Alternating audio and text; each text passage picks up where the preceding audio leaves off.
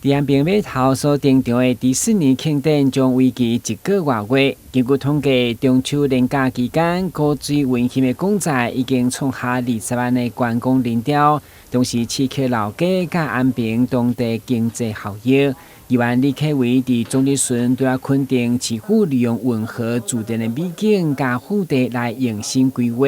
嘛进一步希望市府结合周边5星级酒店的优势，来带动安平夜间的观光，增加效益。米奇这个活动办在这个地点这我呢先讲我呢有加侪因素啦像这个就是也是要特别跟市长提到像这个。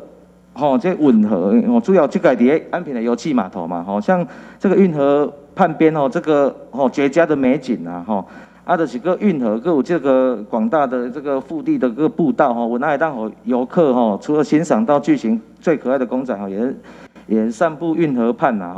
这个感受到既可爱又浪漫的一个气氛也希望这个未来这个有相关的这些这个优质不错的活动像这个。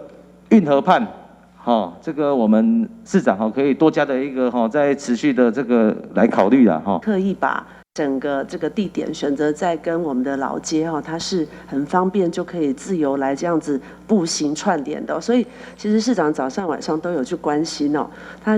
我们也看到了大量的这个人潮，其实他是用步行的方式从老街这边移动到我们的这个设置的这个安平油气码头的一个地点，然后再回去所以对于我们在活动执行前，我们就有跟里长们都有做一个报告也都有做沟通，那也跟店家这边也都有沟通那在